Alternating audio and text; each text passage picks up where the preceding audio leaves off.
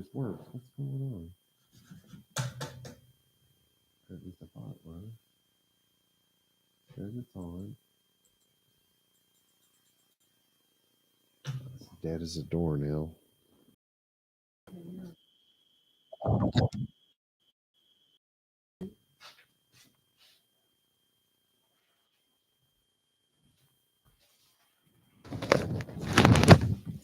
Sorry about that. The timer wasn't timing.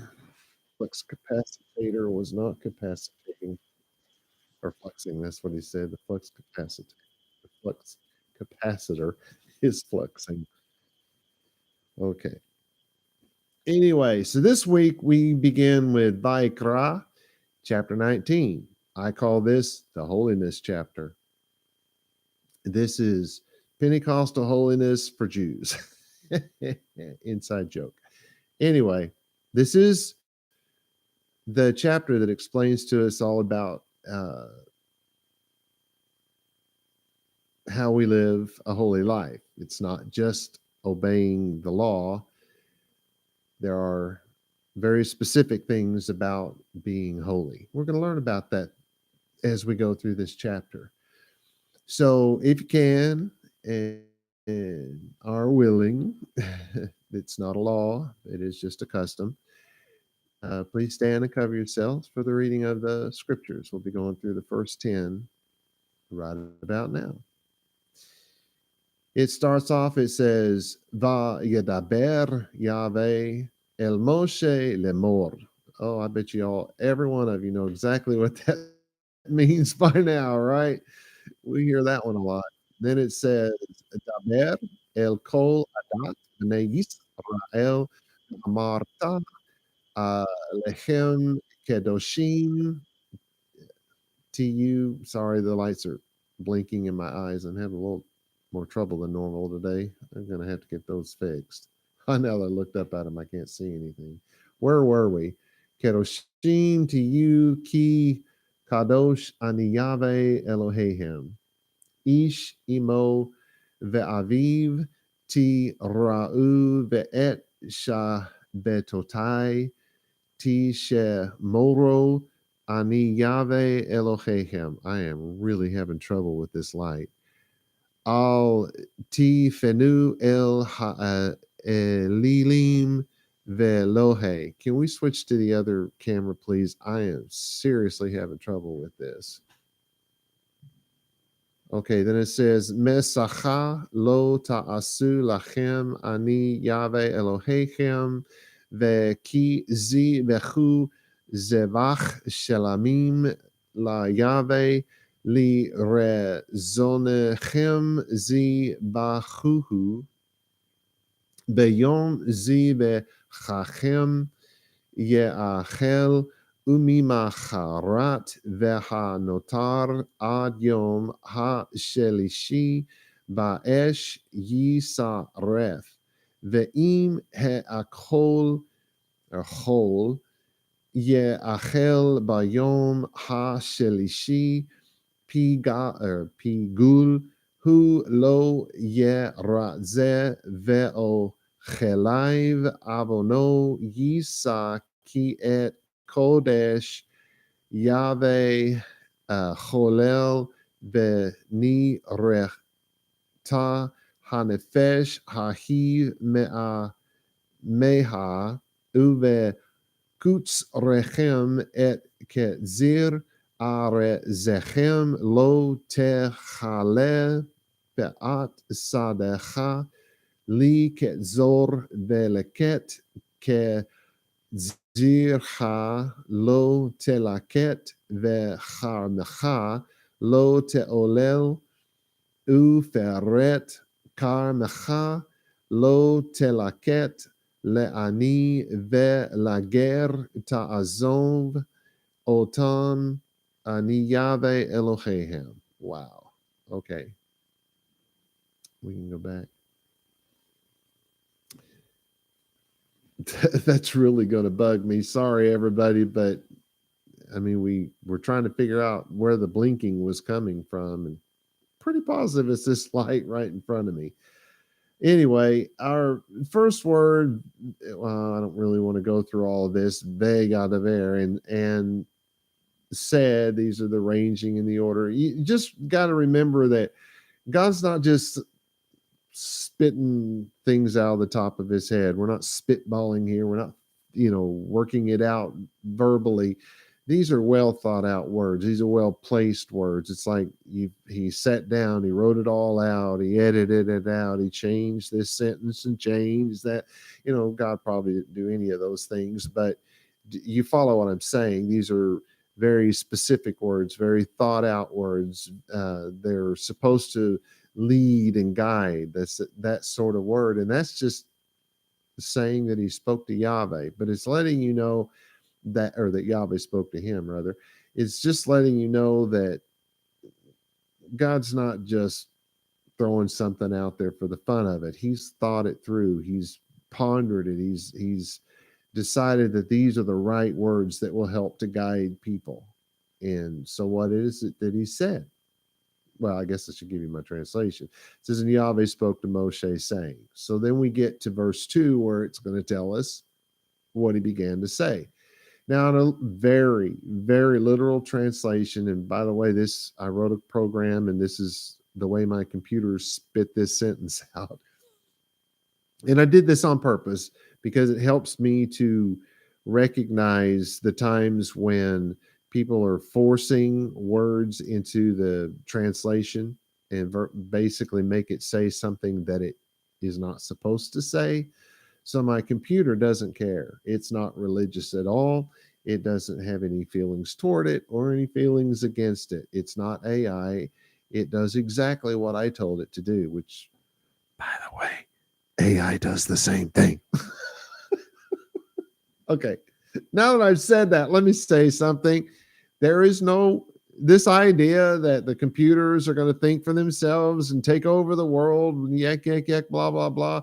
That's Hollywood. That's fantasy. It is not real. A computer is an inanimate object. It will do exactly what it is told to do at all times. It does not think for itself, contrary to what Elon Musk has come to believe. And what's that white-headed conservative guy? Glenn Beck. These guys are scared to death. Oh my God, it's the end of the world. The robots are really going to take over. No, they're not. What the people who are doing this want you to believe that computers can actually think for themselves. Why? Well, because when they do things they're not supposed to do, they can say, it wasn't me. It's like thinking a Coke bottle can wash your dishes. Come on. It's not going to happen. But Rob, Google is mapping out the brain. Good luck with that, Google. We can't understand what's going on consciously, much less what goes on subconsciously, the way our brain files things. You really think you can make a computer dream? Oh, good Lord. Come on, people. Some people ran some tests on these AI, and I'm using air quotes here, these AI programs that they have out there that you can use. And they said, write me a poem about Donald Trump. And the computer said, oh, I cannot do that. I have no opinion either way. And so they asked that same AI program, hey, why don't you write me a poem about Biden? And you do realize Donald Trump's the Republican, Biden's the Democrat. And it wrote that, oh, he's a wonderful, honest man, a great leader. What? That ought to tell you something. Oops, sorry. That really ought to tell you something. That's how AI works. It does what it's told, just like every other computer. Okay. Anyway, off my high horse. Speak to the Adat. This is the literal translation, the AI translation.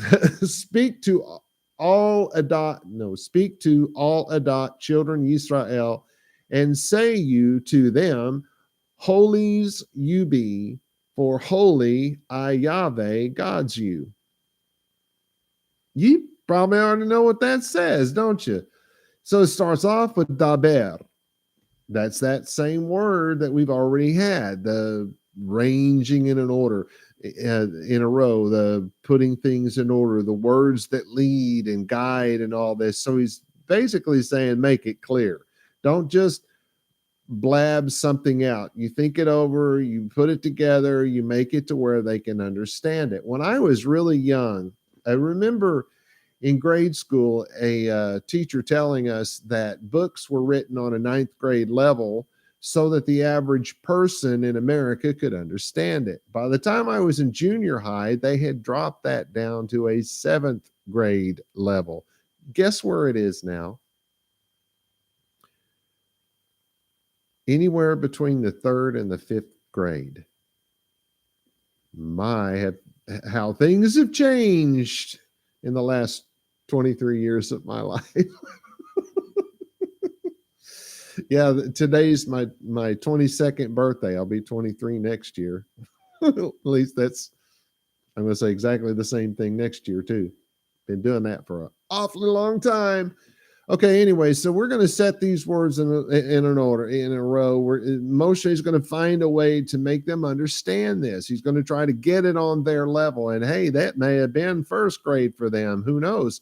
They lived in Egypt. They were slaves. They probably didn't have a lot of communication skills. Moshe was raised in Egypt. He was a slave in the house of Pharaoh. And when God asked him to go speak for the children of Israel, the first thing he said was, not I stutter. No, that is not what he said. That is not what slow of tongue means. That would be tripping of tongue. That is not slow of tongue. Slow of tongue means that you don't speak the language very well. You could maybe say, well, I'm not really articulate, if you will, but it's not really that. It's that you don't speak the language. And this is a man who grew up in Egypt and didn't speak that language very well. And then he spent 40 years in the wilderness speaking whatever language that was that the Jethro, the father-in-law, spoke. We don't know that was Hebrew. He was the priest of Midian. That doesn't mean he was Jewish. Doesn't ever say. Okay, so it's just an assumption we make, right? To tell you the truth, the Torah, maybe we haven't found the original one written by Moshe, because maybe he wrote it in the Egyptian language and we're looking in the wrong place. I just throw that out there. We don't know it was written in Hebrew. What we have in Hebrew is only 1,000 years. Well, no, we have one that's 1,000 years old, and then we have one that's 1,000 years older than that. So we only go back 2,000 years. That's 1,500 years until you get from there until you get to Moshe. We're not there, right? We haven't seen the one that he wrote. We don't even know what language it was written in. Just throwing that out there. Okay, so this man didn't speak it well, but obviously God had a lot of faith in this man. He told him, you go out there and say, we read this and we think God said these exact words. This is an exact quote. No, it's not.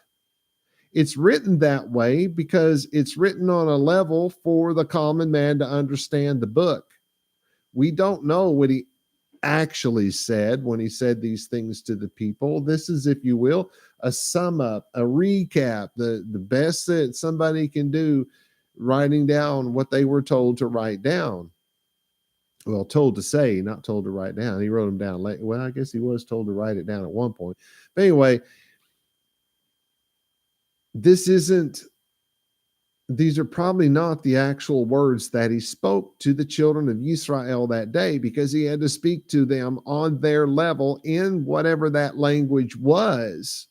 We think and hope, and for some reason, that it was Hebrew, but we can't actually know that for sure. Oh, but Abraham was called Eber, which is where we get the word Hebrew, of course. That doesn't mean he spoke the Hebrew language. Doesn't even mean that it existed in that time. He came out of Ur. That's Mesopotamia. Don't you think he would have spoken their language? Just throwing these things out there because, the average guy doesn't really think about these things. Okay, so our next word is L2 Cole, everybody. In the Adat. In case you don't know this, Adat is the Hebrew word for what we call synagogue these days. And the Adat, the synagogue, the word church has nothing to do with those. The word, oops, I'm gonna have to learn not to hit that. The word church is not a good replacement for the word Adat any more than synagogue is a good replacement. It's better than church, but it's not a good replacement for Adat. And you say, well, it's kind of like it because the Adat is the people and it's the building. They didn't have a building. Not back here. They didn't even have the tabernacle at this point. They were just, well, see, we're in verse 19. Well, the Bible is not written in chronological order. I hope you know that. And since it's not in chronological order, we don't know if the tabernacle was actually standing at this point or not. If we say that it is, it's because we're basing it on a book that we're thinking is in chronological order. That is not. Never was. They didn't have that concept in Hebrew. So anyway, this is the Adat. This is appointed times. This is the word for assembly or meeting. And it has more to do with the celebrations of God. And yes, the Shabbat every Saturday, that's one of the celebrations. In fact, it actually is the main celebration, so much so that we do it every week, where the other ones are not the main ones. We can say, well, but the Pesach's the big one. Well, it's one of the big ones. But are they really bigger than Shabbat since we do that every week? Anyway, so this is all about the time of the meeting more so than it is the place of the meeting, which is where you get that idea. The people are the congregation. No, the people assemble. And when they assemble together, it's for the purpose of meeting, with concern to God's appointed times. It doesn't have anything to do with everybody getting together to decide about a road project or should we help so-and-so build a barn. It doesn't have anything to do with any of those type of things. It doesn't have anything to do with learning about Jesus or any of those. It does nothing. There is no connection there. Church is a terrible word. And by the way, it's not there in the Greek. It didn't exist in that time. They called it ecclesia, which actually gets closer to the idea of Adat. Then church will never get there. It's just not the right word. Anyway, so we got B'nai Yisrael, the children of Israel. And that wouldn't, by the way, include any Christians. For one thing, they didn't exist at that time. In fact, they didn't exist during the writings of the New Testament letters. Still didn't have any Christianity. Oh, but Jesus started. No, it didn't. That's one of the funny things I think about quite often. Was actually thinking about this just yesterday. There's so many things that just do not add up. They don't line up. The church did not exist when the New Testament letters were written. The New Testament did not exist when those letters were written. If the Rabbim, if the rabbis who wrote those New Testament letters would have had any idea that those were going to be, and I'm using air quotes, canonized, they would never have written a single word. There's no rabbi out there that thinks his stuff is so important that it ought to be canonized. So after I'm gone and everybody starts looking at my work, please don't canonize that stuff. I'm just a dude and nothing special here. I didn't get knocked off of a horse and went blind. I have no story like that to tell. I don't even have a sad story to tell. Sorry, I don't fit in this time and age, do I? Anyway, so you've got words that didn't exist. Church, that word didn't exist during the writings. Christian, that word didn't exist during the writing. And on and on it goes. But you put those words into those New Testament letters. Now, even that idea didn't exist. New Testament, what are we talking about? Well, it's a bad translation. Yirmiyahu called it a new sacrifice. Sacrifice. There was no new covenant. God only has one covenant. And it's even in the New Testament in the very first, not not chapter, one of the book, the book.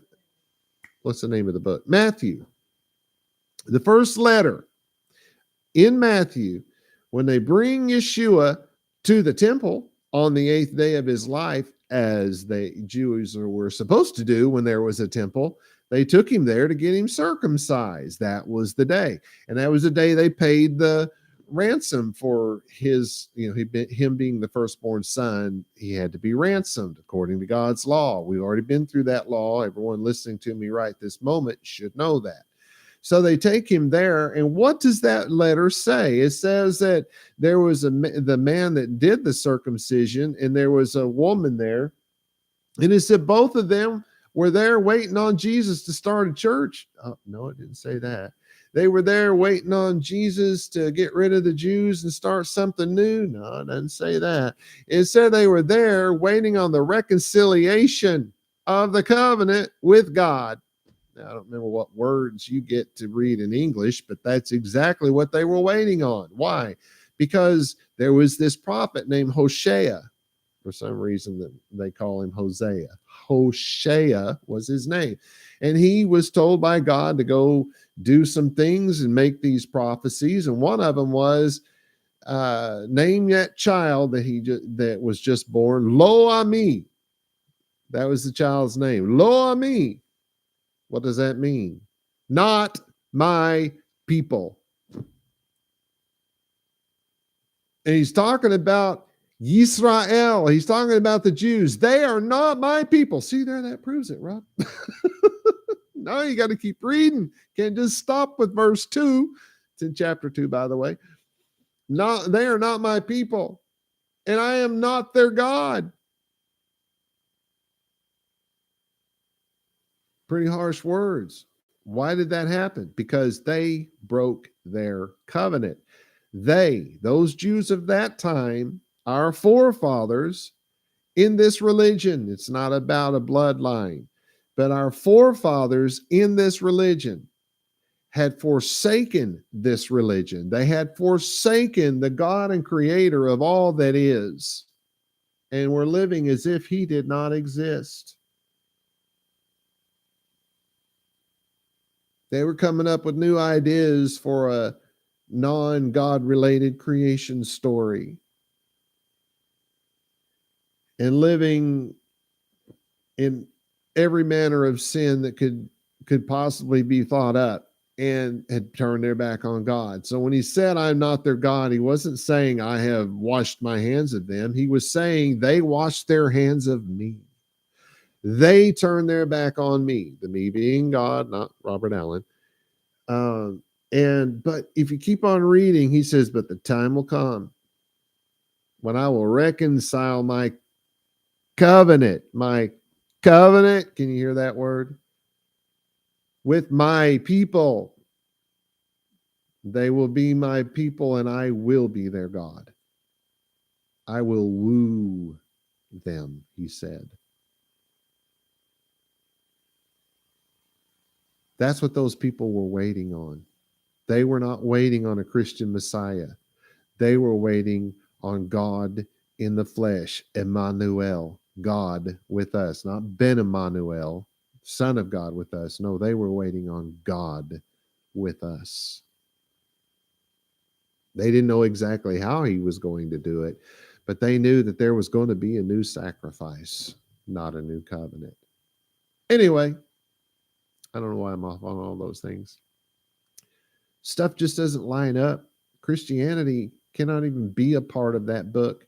They did not see the New Testament letters as anything that should be canonized. They didn't think anything would ever be canonized. They're just writing letters in response to questions they'd been asked by congregants that were parts of Judaism. These were synagogues, not churches. They were adat. That's edah in plural. That's what they were. All right, so the adat Yisrael, of course. This says, Ve amarta. So you're going to say alehem to them. Kedoshim. You've heard that Kodesh Kedoshim, or Kodesh Kadashim, probably more properly. So it's Kodesh is holy, and Kedoshim in this case, or Kodashim is holy in plural, so it's holies. No, we're not talking about the thing that we think of as the Holy of Holies. But to be holy, that's to be pure, that's to be clean, free from defilement of crimes, idolatry, and other unclean and profane things.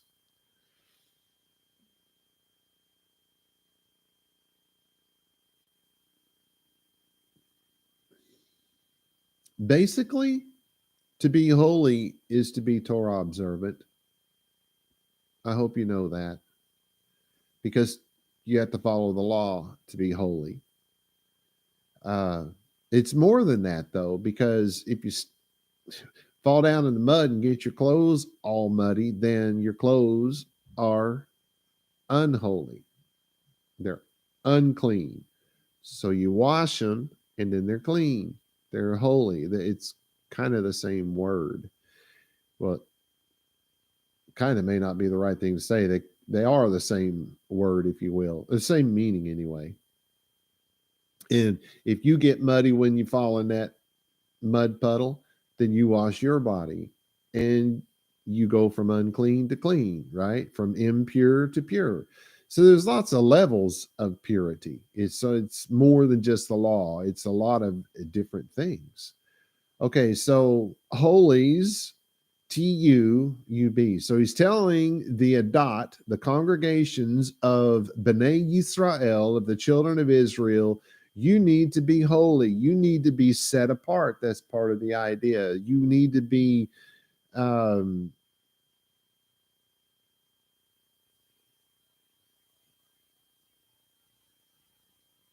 let me look at this.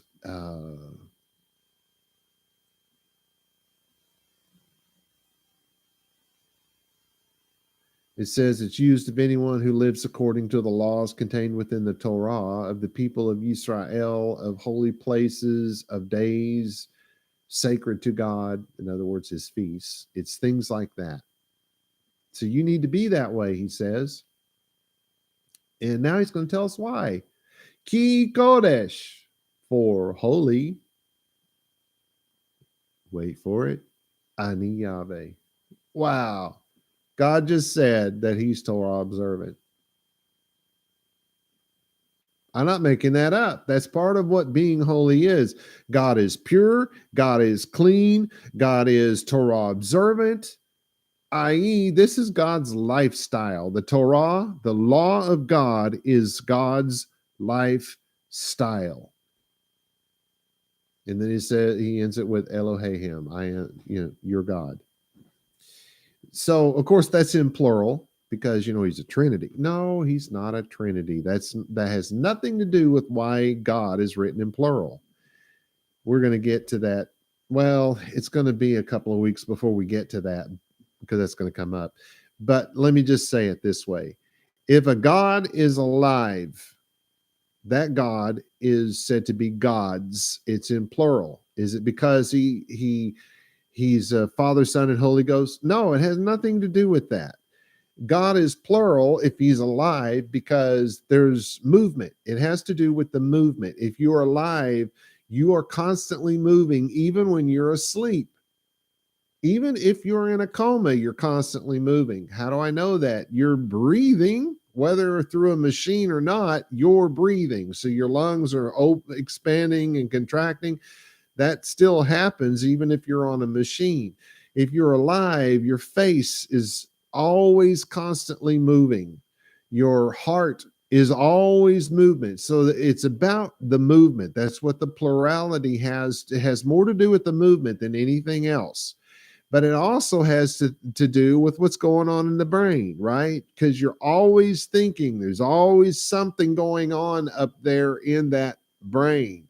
And with that comes emotion. You're always going through emotions. You have happiness, sadness, anger, depression. I mean, you've got all all of these different emotions, and you're created in the image of God. So that ought to tell you that all of those things that I just said come from God, not us. Depression. Does that mean that God gets depressed? No, but it does mean he could. I don't know that he ever has, but it does mean that he could. How do I know? Because I'm created in his image. And I could. Have I? Oh, yeah. Anyway, here's my translation.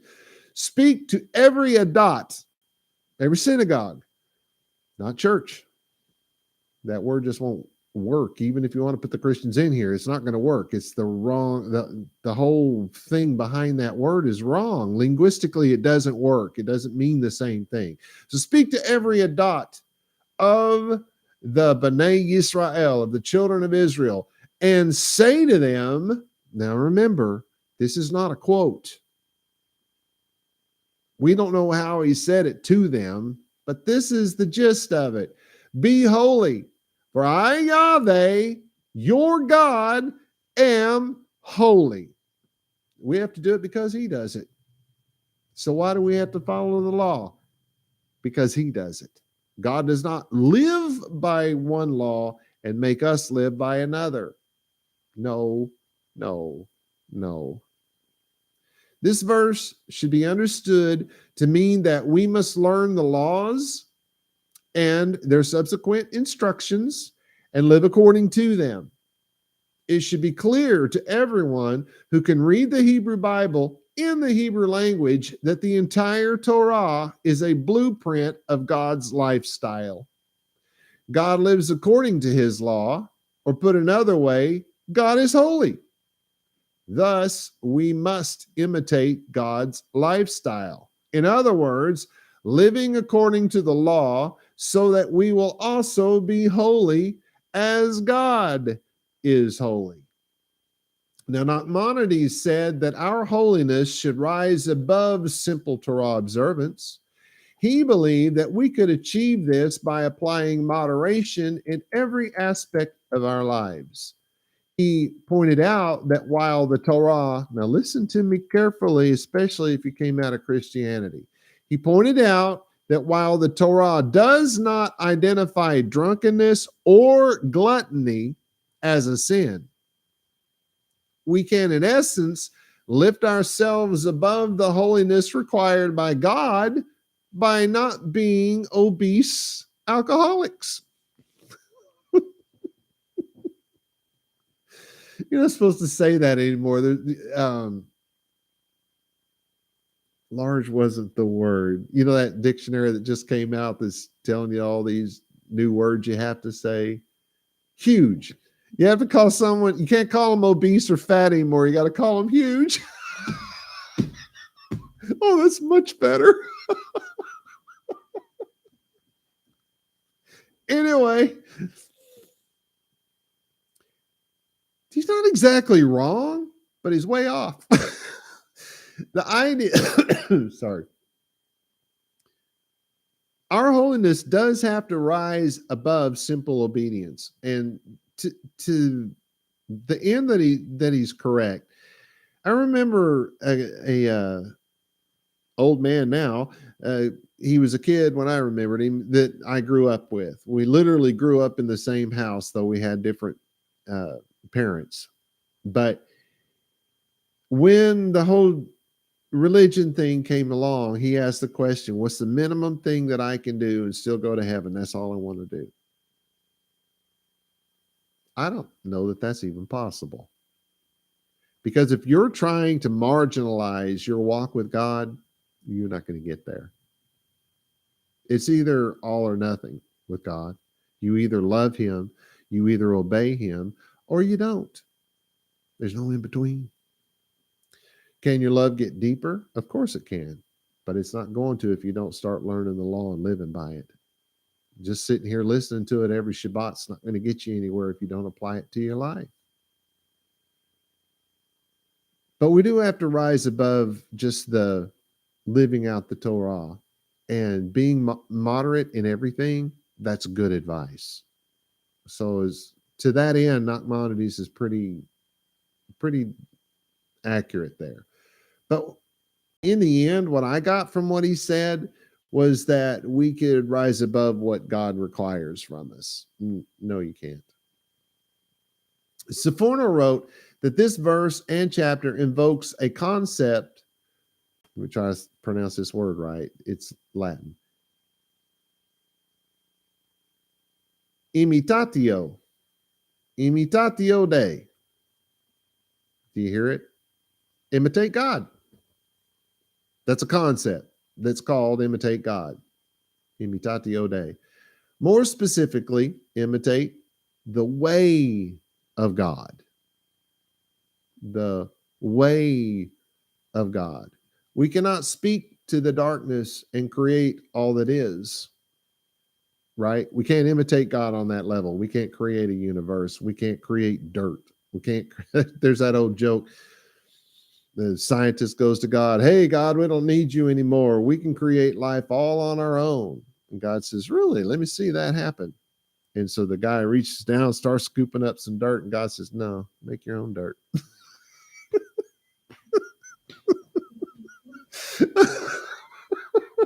Anyway, by the way, science is nowhere near creating life. Nowhere near it. Because there's a lot of people that go around saying that, calling themselves scientists. They have a science degree. They must be a scientist, right? Well, by that, I'm a scientist. Anyway, we cannot. So we can't do that. To that end, we can't create things like that. I mean, we can create things, but nothing like what God created. So we can't imitate that. What can we imitate? His way. So let's compare this to something. How about Exodus chapter 18, verse 20? And this is my translation of the Hebrew. And you shall teach them the ordinances and the instructions, and make known to them the way, W-A-Y, the way in which they shall go, and the deeds. Let me see if I can make this. Oh, man, my mouse is doing weird stuff. Okay. Put this on the screen, either split or all the way. I don't care.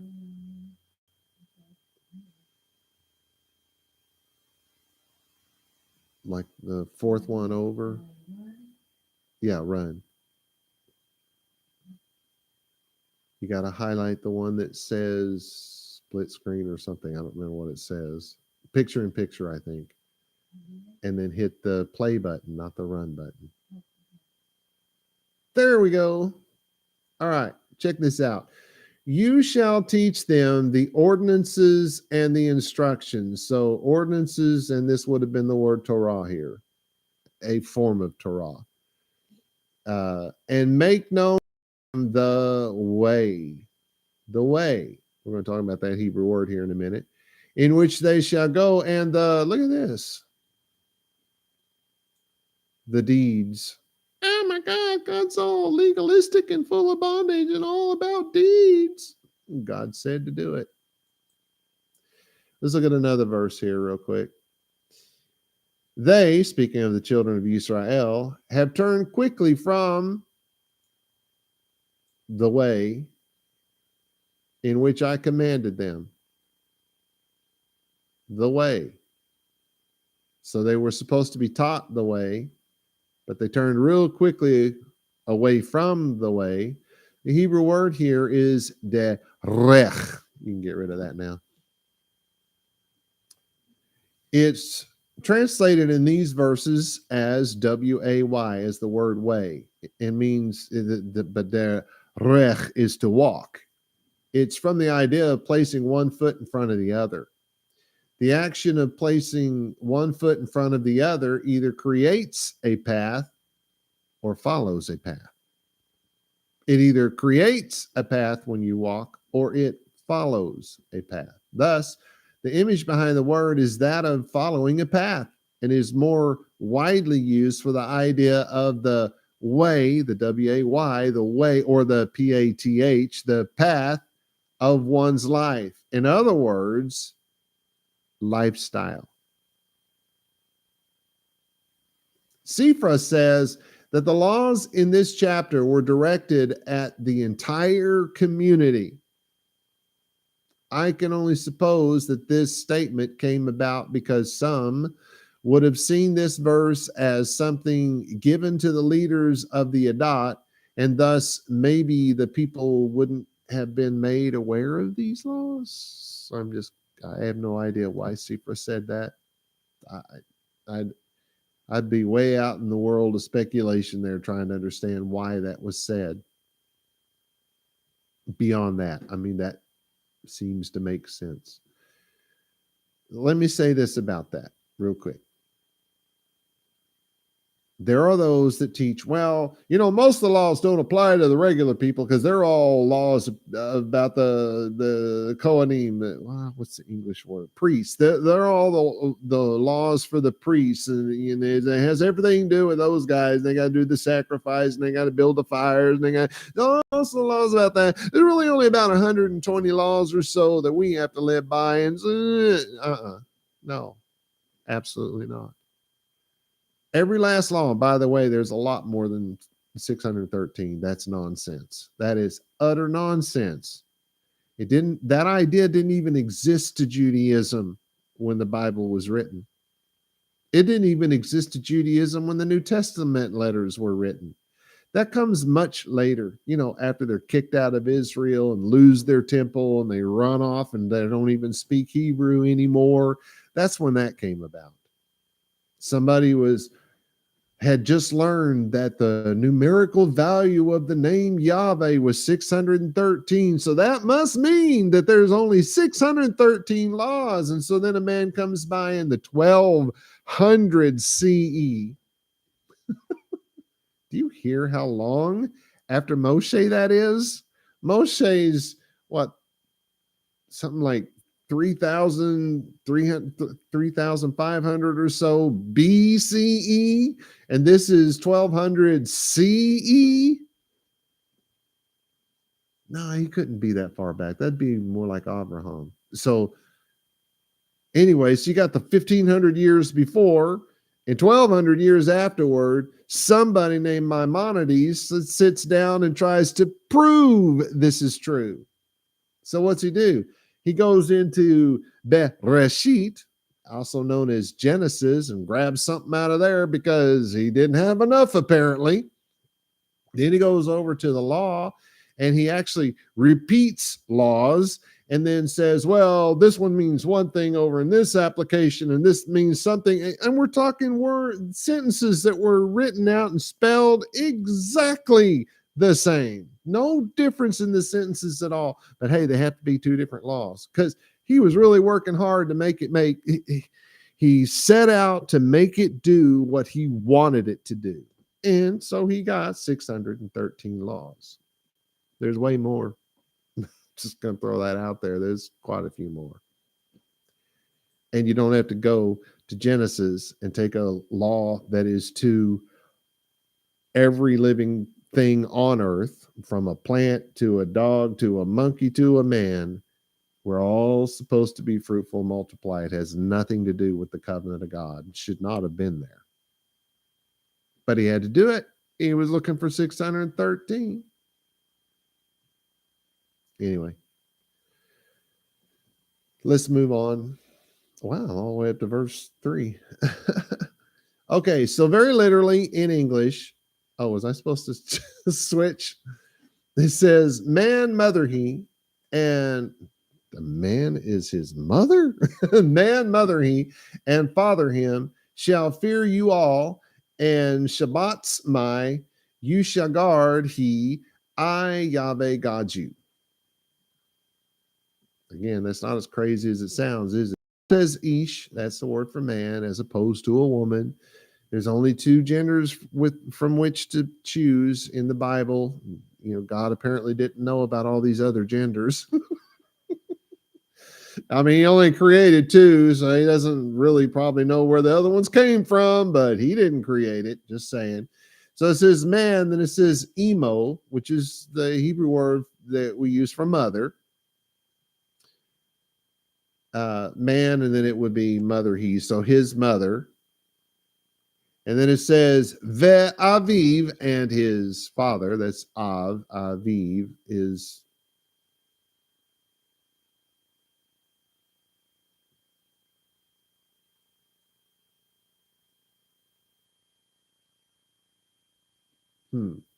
that's a funny spelling. Whoa, I see why it has the yod on the end, or the bob, I mean. So it's his father he, and father he. So it'd be and his father. Uh did I miss a word here? No, and his father. Boy, that blinky light's really messing with my brain today. It says T Ra'u. Fear shall fear, because it has the tate added to the front. Shall fear, and then it's you, but it's plural. So we say y'all here in Texas, you all. Uh, but this word fear is really getting a bad rap because it's used of, oh, I'm afraid, ooh, but it's also used of to tremble, to be afraid. But to fear someone or something in the same manner as a verb of fleeing. I'm scared, I'm running off. But the trembling is also of the idea of reverence, to reverence your parents, to reverence God.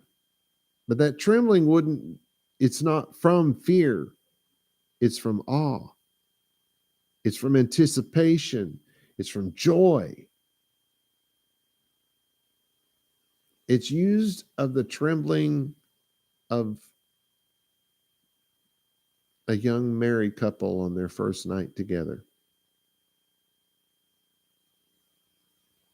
That's the kind of fear we should have of God. That's what they're talking about. They're not talking about being scared of him. Okay, but this is with parents. It's not going to be that kind of a thing. But it's not the scaredy. It's reverence. Ve'et sha betotai. And this is God saying, my Sabbaths. And it is in plural. My Sabbaths. Shabbatot. This is totai because that makes it possessive. My Sabbaths. That's to rest. Shabbat is from Shabbat or Shabbat.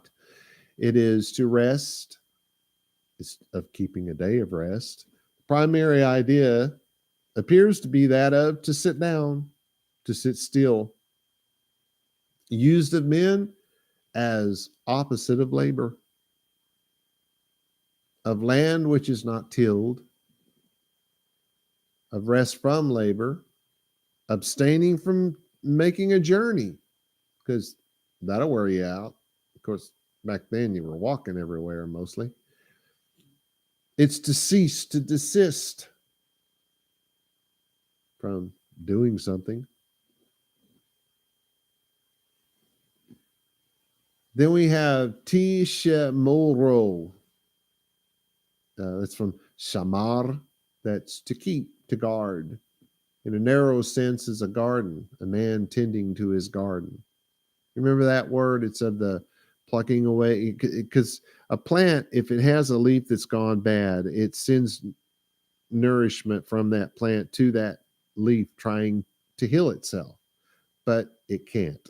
So a gardener plucks that dead leaf away, and weeds tend to grow up around, good plants and vegetation, and the gardener has to pluck away the bad so that the good can flourish. These are the ideas behind this word. In a wider sense, to keep safe, to preserve, it's often used of God protecting man. They call that God guarding man.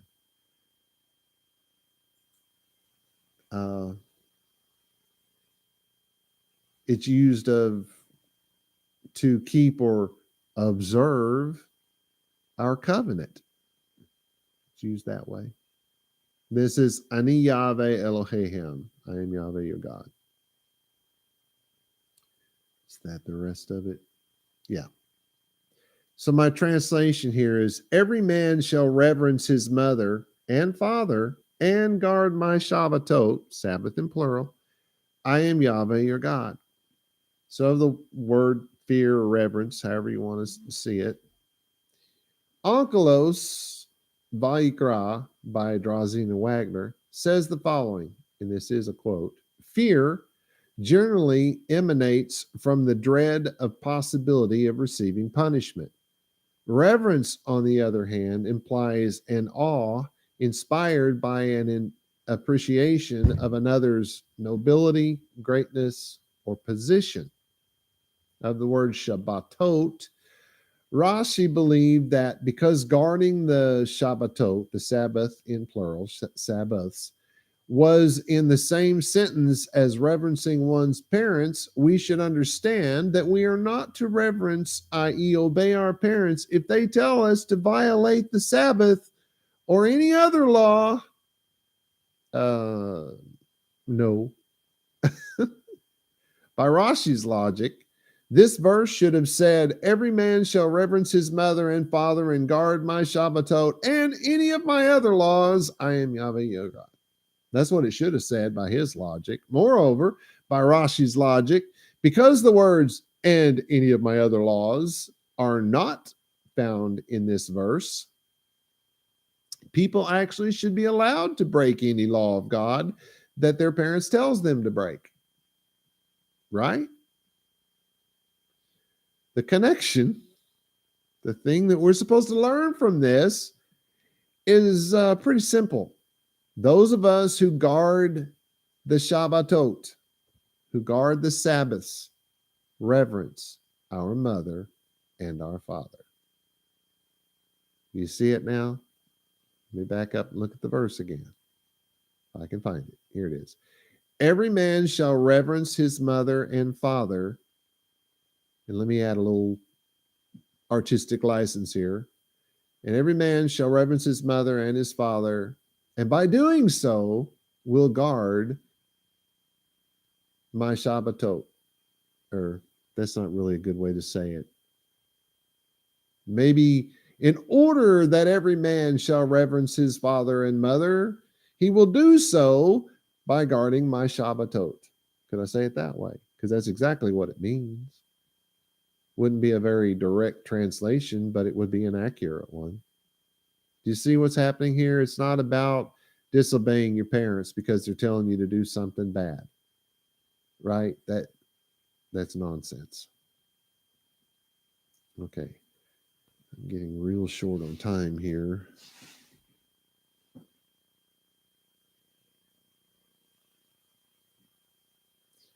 Got a feeling I just don't have enough time. Let's pick up with verse 4 next week, because I really want to talk about this one and what happens when people don't know the grammar. Okay. Shalom, you guys.